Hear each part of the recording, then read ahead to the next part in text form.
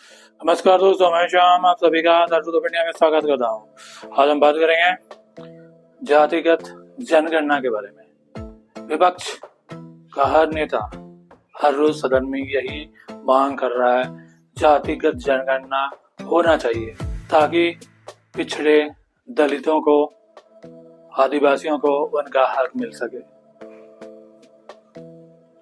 आखिर अचानक विपक्ष को जातिगत जनगणना याद क्यों आ गई?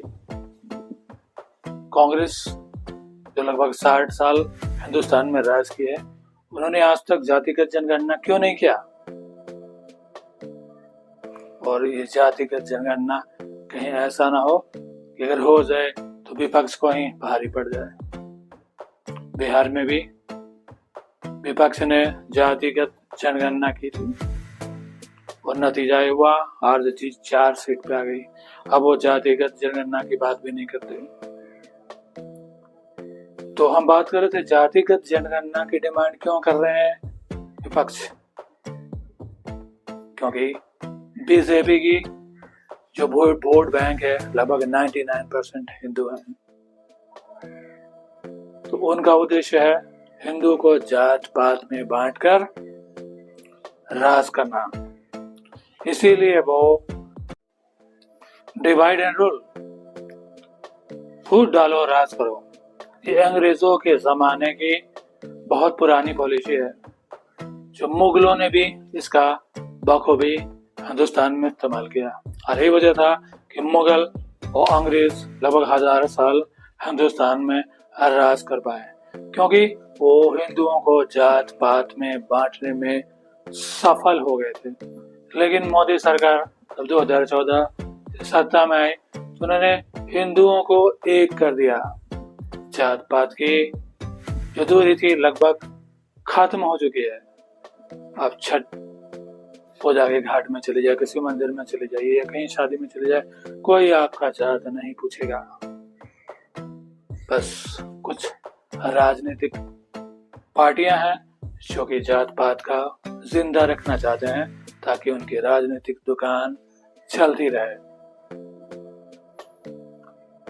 क्योंकि अब ये नया भारत है, डिजिटल इंडिया है, जनता भी जानती है कि कौन क्या कर रहा है। अब हर इंसान आगे बढ़ना चाहता है, जात पात की रूढ़िवादों में फंसकर नीचे नहीं रहना चाहता। जात पात पे बढ़कर आपस में लड़कर हम हजारों साल गुलाम रहे। फिर हमें आजादी की लड़ाई लड़नी पड़ी। लाखों लोगों ने जिंदगी गंवाई, जान गंवाई, देश के लिए जान की कुर्बानी दी, तब हमें आजादी मिली। एक बार फिर हम हिंदुस्तानी, हम हिंदू वही गलती करने जा रहे हैं, जात पात में बांटकर फिर से गुलाम होने जा रहे हैं। अगर हम इन राजनीतिक पार्टियों का उद्देश्य नहीं समझ पाए, इसलिए जरूरी है कि हम एक हो जाएं, हम इंसान बन जाएं और आपस में मिलजुल कर प्यार से रहें और सफलता की नई सीढ़ी चढ़ें। जात पात सिर्फ एक सोच है। ईश्वर ने हम सभी को एक जैसा बनाया, सबके हाथ पैर आंख सब एक है, किसी को 4 आंख नहीं मिली। हम सभी इंसान हैं और मनों की संतान है। इसीलिए जातिवाद का विरोध होना चाहिए। आपको पता है जब हिंदुस्तान में मुगल या अंग्रेज आए थे तो ये कुछ हजार ही थे।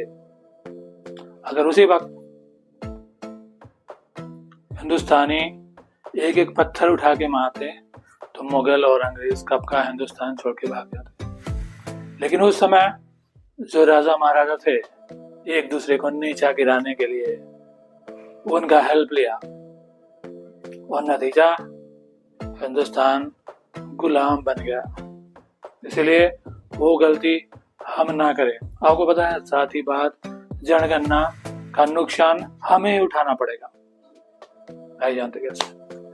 जातिगत जनगणना हो जाएगी तो कितने ओबीसी हैं, कितने एसटी एससी हैं, कितने एबीसी हैं, कितने जनरल हैं, ये तो पता चलेगा ही। फिर फॉरवर्ड बैकवर्ड भी पता चल जाएगा। इससे क्या होगा कि जिसकी मेजोरिटी होगी वो तानाशाही शुरू कर देगी। ये सच्चाई है। और हर क्षेत्र में अपना दबदबा बनाने की कोशिश करेगी।